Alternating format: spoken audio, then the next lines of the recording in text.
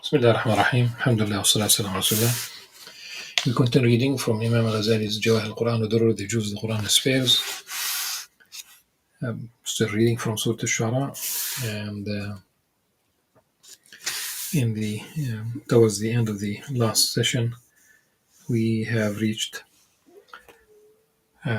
verse 111. In this verse, the people of Prophet Noah cited the reason why they don't want to follow him, not to believe in him, not to believe in his message. They said, قالوا أنؤمن لك واتبعك الأرذلون. They argued, how can we believe in you when you are followed only by the lowest of the low? So it's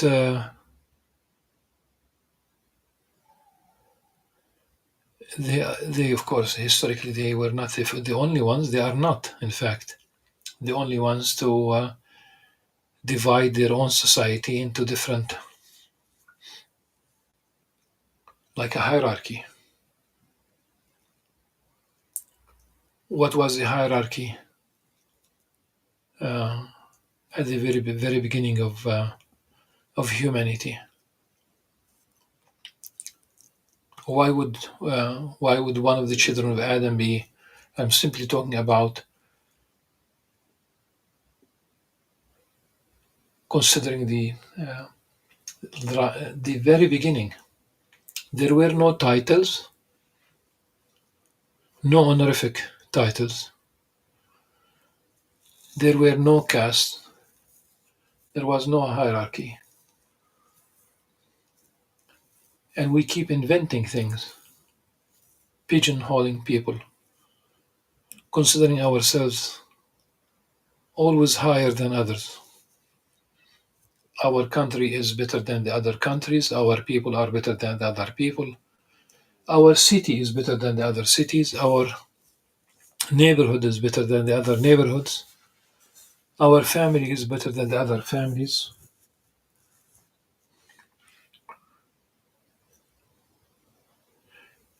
You live on top of the mountain, and there are those who live when you have a large mountain. I'm literally smiling right now because I'm thinking about Mount of Olives in Jerusalem, literally east of Al-Aqsa Mosque. You just walk out of Lion's Gate or Bab al-Asbat, and within few minutes you start ascending Mount of Olives. Mount of Olives is large enough to host several originally villages, now neighborhoods of Jerusalem. At-Tur itself is literally on top of the mountain, and the eastern slopes. The southeastern slope becomes part of Bethany. Towards the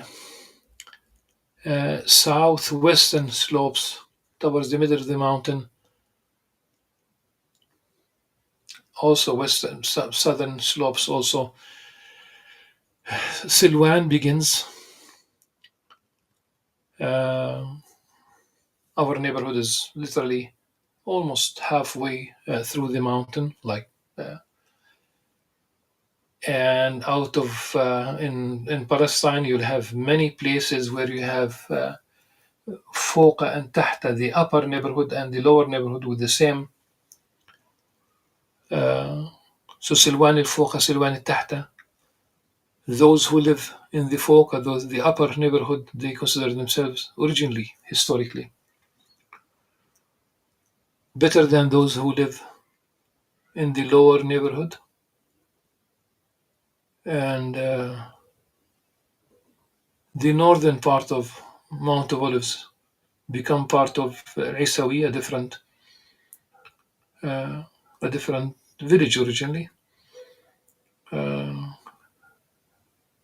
Northwestern part of the mountain becomes Wadi al-Juz. At any rate, what I'm saying is that people use this to differentiate And almost in every country, the north part of the country considers itself better than the south. This is in Italy, this is in the United States, this is in Egypt, and other places as well. But caste in itself, I would like to highlight only one, uh, and it's a very large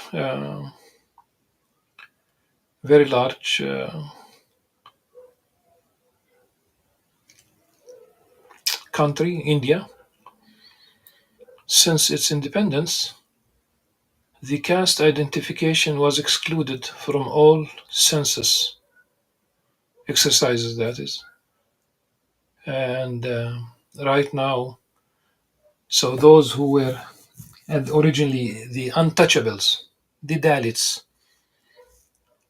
at the bottom of the hierarchy, there is now a resurgence of the at the hand of the BGP, the Modi's party, really, the Hindutva, very racist.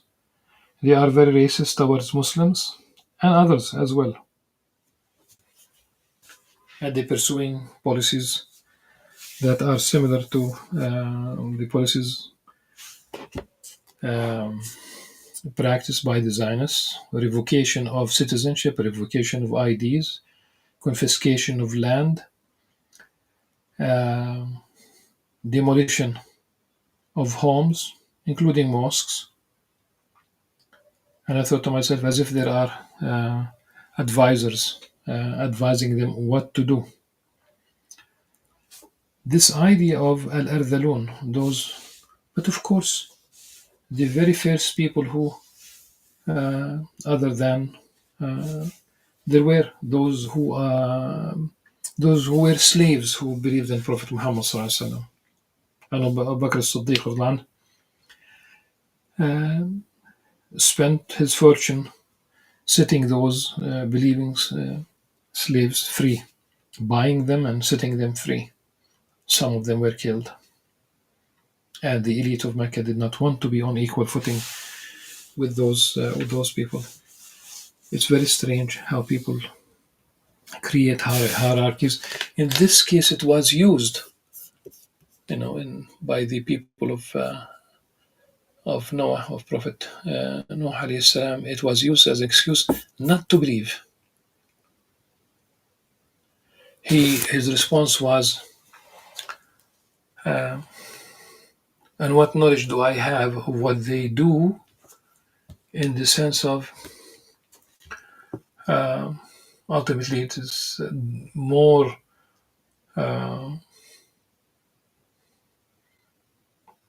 about what ultimately will make a difference. Their judgment is with my Lord. If you had any sense,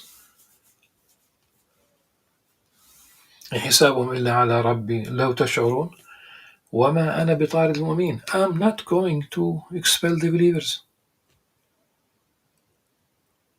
People are on equal footing. You'd like to be with the others on equal footing, that's fine. I'm only sent with a clear warning. I'm a warner, Nadir.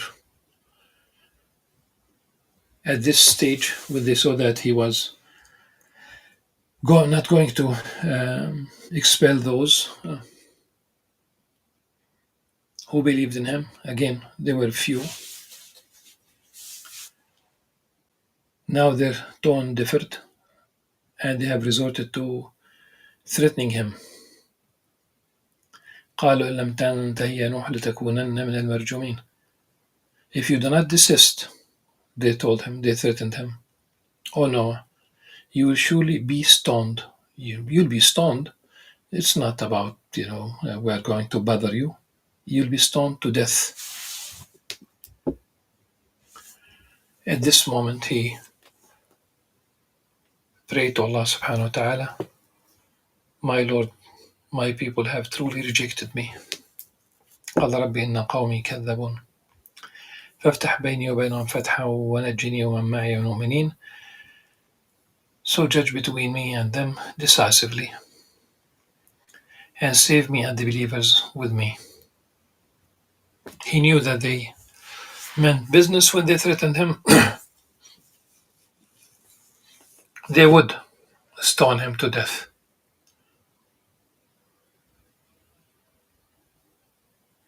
And as we know very well, uh, he was saved with his followers in different contexts in the Quran. Also, the pairs of animals of every species were on the ark, but that's a different part of the Quran. Here, simply, he was saved along with those who were with him in the fully loaded ark, fully loaded, not with people. The believers were few. Subhanallah, what happened to his people? They drowned in the all of them, the rest of them who were outside the ark, including one of the children, one of the sons of Sayyidina Nuh alayhi salam, who, in a different context in the Quran, said that he would resort to a high mountain. سآوي إلى جبل يعصمه الماء. If one could only decipher the fatherly emotions in Prophet Noah call to his son to hop onto the ark. Ya bunay. All the emotions, all he pleaded with his son to just simply to be on the ark. He knew that on that day no one outside the ark would be saved. But his son, resorted to the material realm, and that would not save him. Uh, when I read this part in the Quran, I imagine myself always just overlooking over the shoulder of Sayyidina Nuh alayhi salam addressing his son, and the scene, what's next, when he said that his father told him that La asim al nothing will protect you. There's no saving from the divine decree on that day, from the wrath of Allah subhanahu wa ta'ala, from that flood. And the very last scene, subhanallah, he knew that his son will that he will die drowning in the water in the flood. But Allah subhanahu wa ta'ala spared Sayyidina alayhi salam that scene. وَحَالَ بَيْنَهُمَا الْمَوْجُ. There were big waves that came in between, and his son drowned, but he did not see him struggling and drowning. Still, sure, it was very painful. Then afterwards we drowned the rest. All the rest, his people, the rest, all other people. There's a big discussion about, first of all, scientifically, the earth was covered with water. I found myself even in very high mountains, way away from tens of miles away from the seashore, high mountains, so horizontally and vertically, and I found a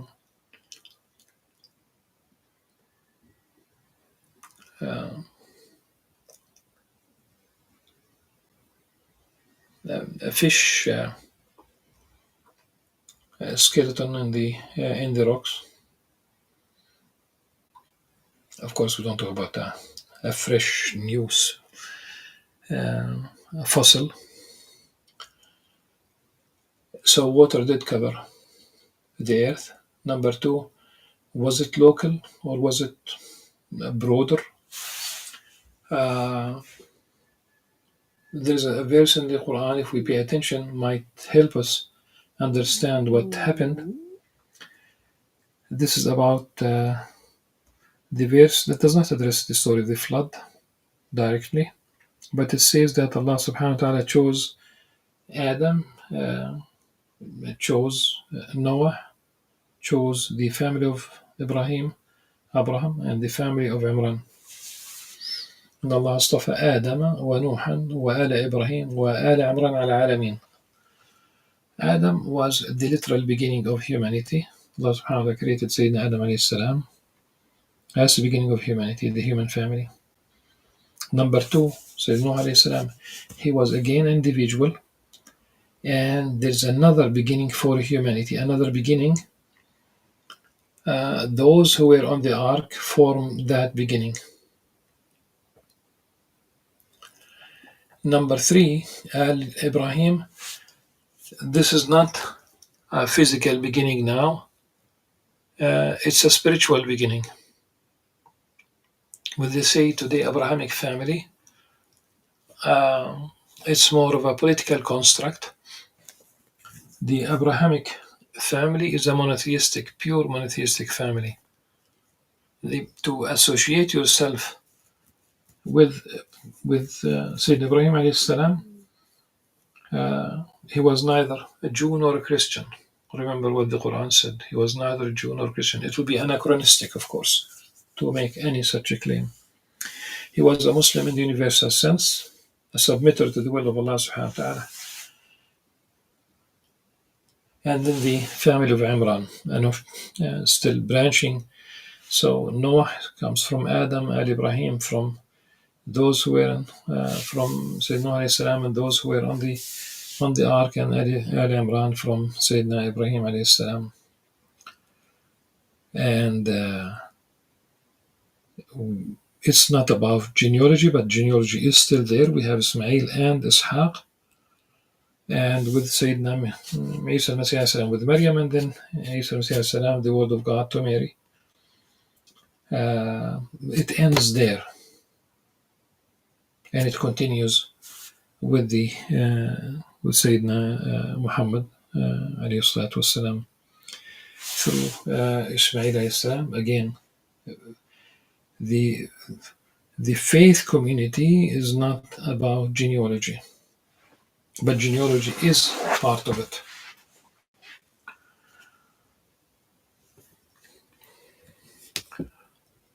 And there's a sign. Surely there's a sign. إن في ذلك لآية وما كان أكثرهم مؤمنين. Most of them would not believe. There was a sign. وإن ربك لهو العزيز الرحيم. And your Lord is certainly the Almighty, most merciful. That much is mentioned of the surah, of the story of Sayyidina Nuh alayhi salam.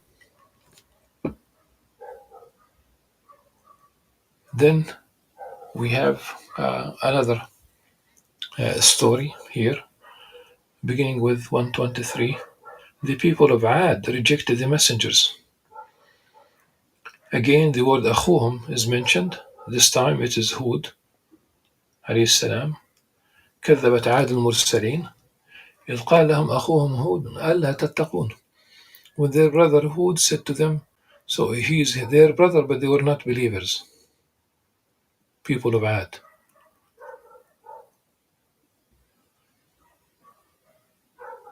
He told them that he is truly a trustworthy messenger to them. إني لكم رسول أمين. كذبت عاد المرسلين قال لهم أخوهم هود ألا تتقون. When their brother Hud said to them, will you not fear Allah? إني لكم رسول أمين.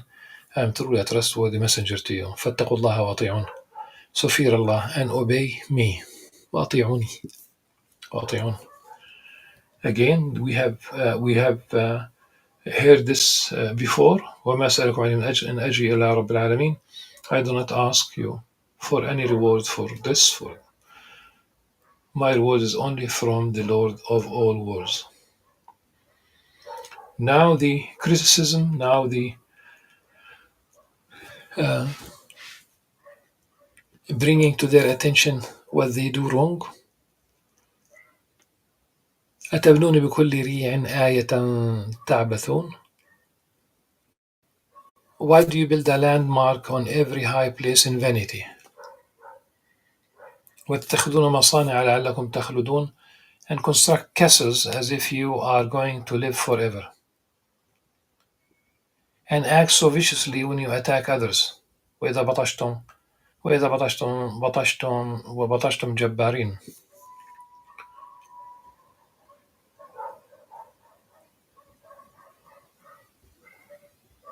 And there is another call to fear Allah subhanahu wa ta'ala and to obey Hud alayhi salam.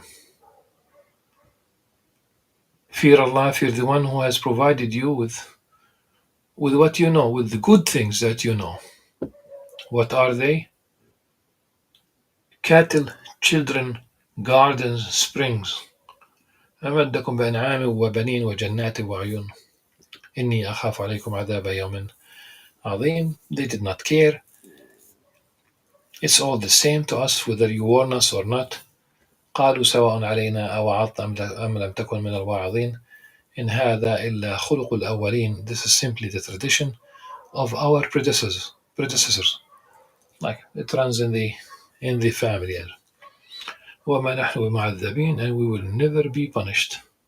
They rejected him, and so Allah subhanahu wa ta'ala destroyed them. Surely in this is a sign, yet most of them would not believe.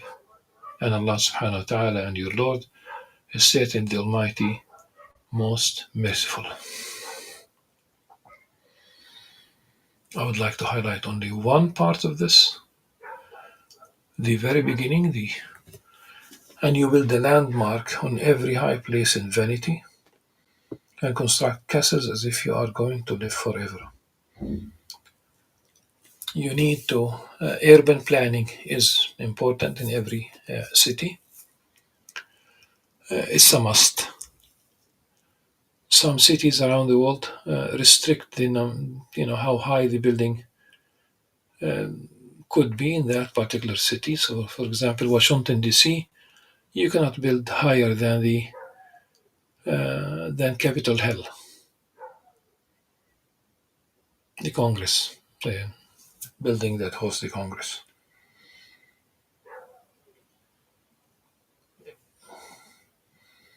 Jerusalem should be the same.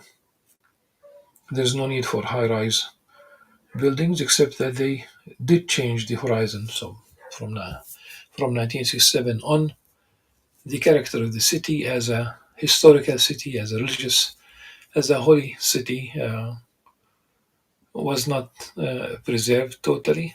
So the horizon changed to the north, to the west, and to the south of the city. And just to give an example, there are plans to build a cable car from that would run from Mount Olives to the area south and west of the south of the city, really old city. What I mean, uh, and a Jewish journalist, I think from New York Times, described this project as the Disneyfication of Jerusalem. Disneyfication. It does not fit there. He was highly critical of this project. It does not fit. It's not only Jerusalem. There are those in the Arab world who compete with each other in building high-rise buildings. When you build a high-rise building in Manhattan, there is no land.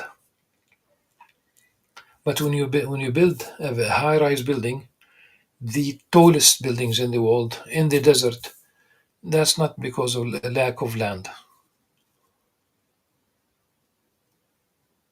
And it would be if you simply build the same building horizontally rather than vertically, it will cost you a fraction of that cost. And I would say it's an extension of someone's ego. It's an extension of someone's ego. and it might reflect some kind of an inferiority complex. But there's a hadith of the Prophet ﷺ that speaks about يتطاولون في البنيان towards the end of time. We are witnessing this.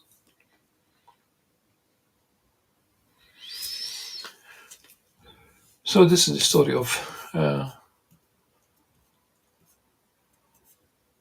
Ad in Surah Al-Shu'ara. The next story is about the people Thamud and أخوهم صالح, their brother Salih alayhi salam, with the same cause practically for fearing Allah subhanahu wa ta'ala, but we'll postpone this until the next session inshallah. Until then, سبحانك اللهم وبحمدك أشهد أن لا إله إلا أنت أستغفرك وأتوب إليك. السلام عليكم ورحمة الله وبركاته.